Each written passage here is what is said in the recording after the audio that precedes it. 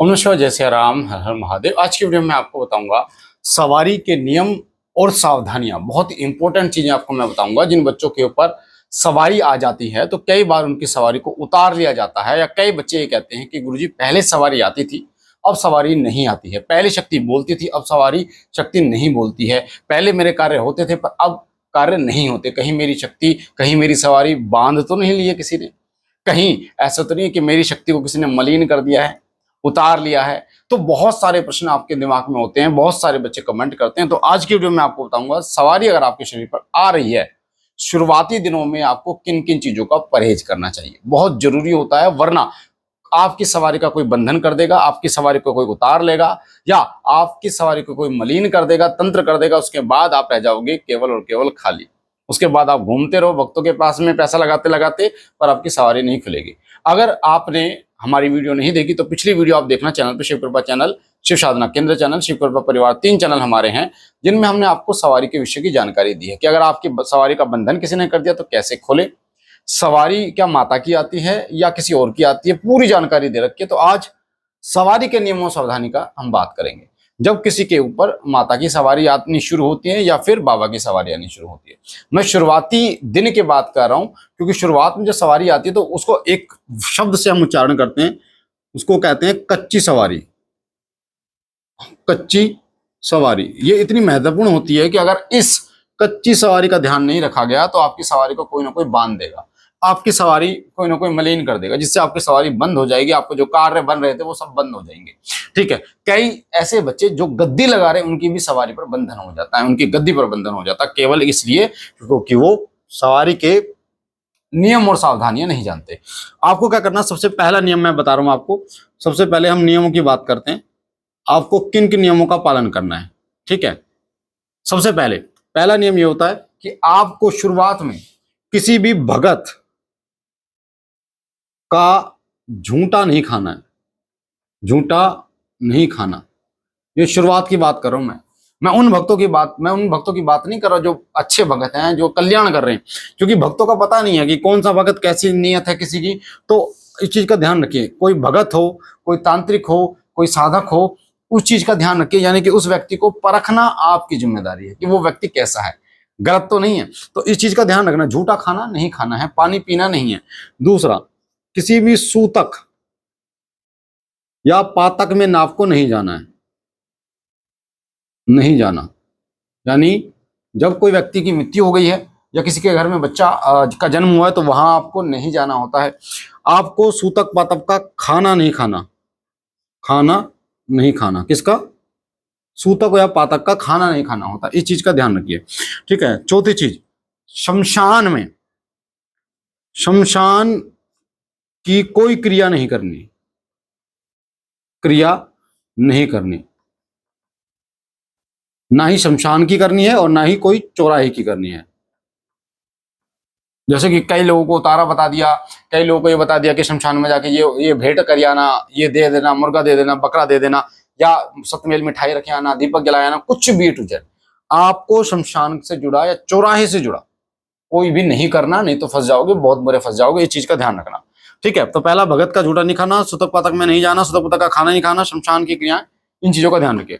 अब 4 मैंने आपको बता दिया, 5वां मैं आपको बताता हूं कि आपको किन और एक किस नियम का पालन करना है। 5वां, जब आपके ऊपर सवारी आ रही होती है तो किसी भगत का हाथ नहीं रखवाना, हाथ नहीं रखवाना, भगत का हाथ। ठीक है, कोई भगत, कोई साधक, कोई तांत्रिक, उसका हाथ नहीं रखवाना आपके। ठीक है, 6ठी चीज है, उतारा नहीं करवाना, उतारा नहीं करवाना। ये मैं उनकी बात कर रहा हूं क्योंकि आपको नहीं पता कि वो व्यक्ति कैसा है। सही व्यक्ति है तो एक अलग चीज है, अगर आपको लगता है कि ये भगवान का सेवक और आपका केवल कल्याण करेगा तो एक सही है, पर उतारा ध्यान रखिए नहीं करवाना। तामसिक उतारा तो बिल्कुल भी नहीं कराना, तामसिक बलि बिल्कुल भी नहीं देनी। इस चीज का ध्यान रखिए अगर आपको सवारी आती है तो। ठीक है, 7वीं चीज, सवारी पर कंट्रोल रखें, सवारी कहीं पर भी ना खेलें। ठीक है, कहीं पर भी ना खेलें। कई बार ऐसा होता है कि आपको आनंद आना शुरू होता है, तो लोग माता कहेंगे, लोग पूजेंगे, लोग पैर पड़ेंगे, तो थोड़ी सी तरंग आती है तो आप ढोलक की धुन पे अपना शरीर हिलाना शुरू कर देते हैं, यानी खुद से भी फोर्स लगाना शुरू कर देते हैं। ये गलती नहीं करनी आपको। आपको सवारी को नियंत्रण रखना है, उसको खोलना नहीं है, छोड़ना नहीं है कि चाक खेल ले कोई बात नहीं, लोग वाह वाह करेंगे, लोग मेरे पैर पूजेंगे, लोगों को ये पता चलेगा कि हाँ इसके ऊपर माता आती है। इस प्रकार के भ्रमों को दूर कर लें कि आपको सवारी को कहीं पर भी ऐसा नहीं है कि आपको बुलाना है। ठीक है।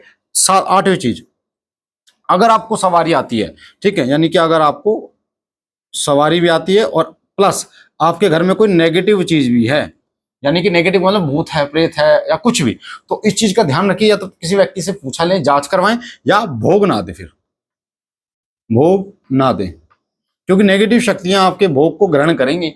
सवारी आपकी कच्ची है, अभी वो सवारी प्रबल नहीं है। कच्ची सवारी आपको मार्ग तो दिखा सकती है, उन चीजों को हटा नहीं सकती। तो सवारी अगर आ रही है तो नेगेटिव और पॉजिटिव इन चीजों को देखना पड़ेगा कि नेगेटिविटी तो नहीं है आपके घर के अंदर। ठीक है। एक और चीज, सबसे इंपॉर्टेंट चीज, अगर आपको सवारी आ रही है तो गुरु बनाएं, गुरु जरूर बनाएं, बनाएं। अब गुरु बनाने में कई लोग जल्दबाजी कर लेते हैं, कल ही बना लेते हैं, परसों बना लेते हैं, 2 दिन में, 4 दिन में। ऐसा बिल्कुल भी ना करें। थोड़ा सा 2 चीजें आपको जरूर देखनी जब भी आप गुरु बनाते हैं, 2 चीजें देखनी आपको। एक तो उसकी नियत कैसी है और उसका ज्ञान कैसा है। नियत आपको 1-2 बार में पता चल जाएगा, ज्ञान आप जब आध्यात्मिक चर्चाएं करेंगे उनसे या प्रश्न पूछेंगे तो आपको उसके ज्ञान का पता चलेगा। ये एक बार में नहीं होगा। कई लोग ये सोचते हैं कि एक बार में बात कर लेता हूं मुझे उसके ज्ञान का पता चल जाएगा। ऐसा नहीं है भैया। आप 1-2 बार, 3 बार, 4 बार मिलेगा तब उस व्यक्ति को जानोगे आप। तो कभी भी जल्दबाजी में गुरु नहीं बनाने आपको।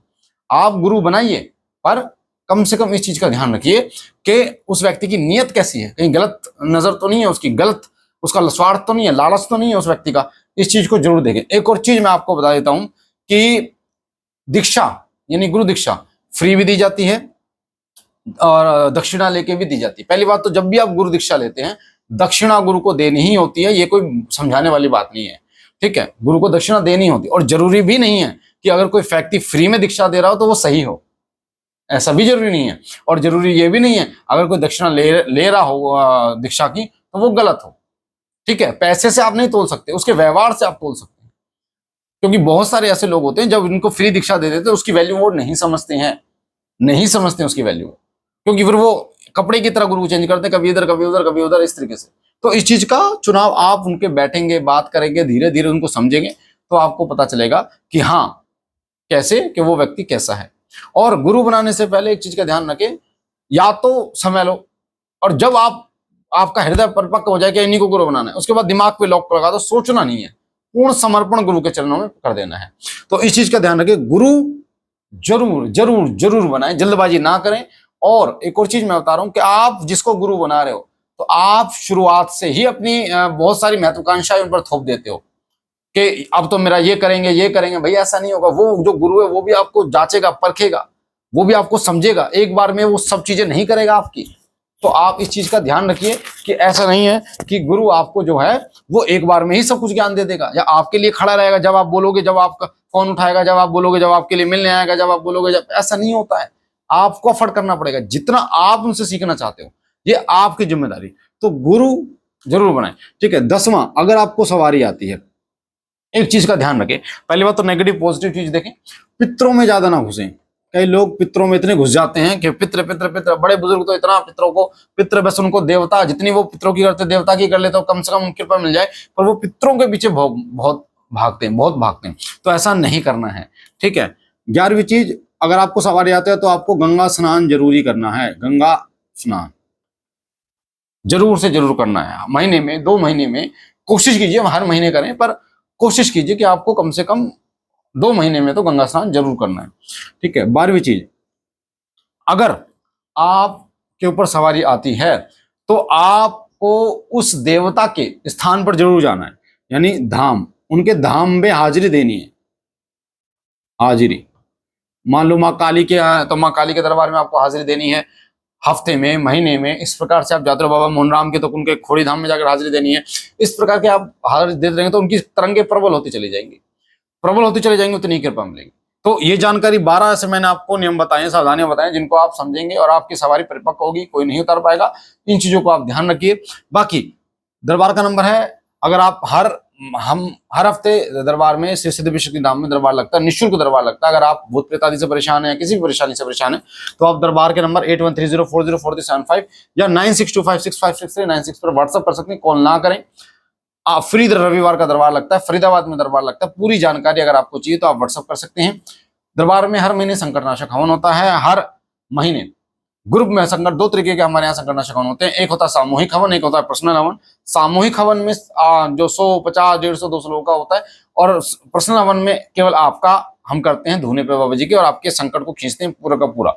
तो वो आपकी इच्छा है कि आप पर्सनल हवन कराना चाहे अपनी परेशानी के लिए, या सामूहिक हवन कराना चाहें।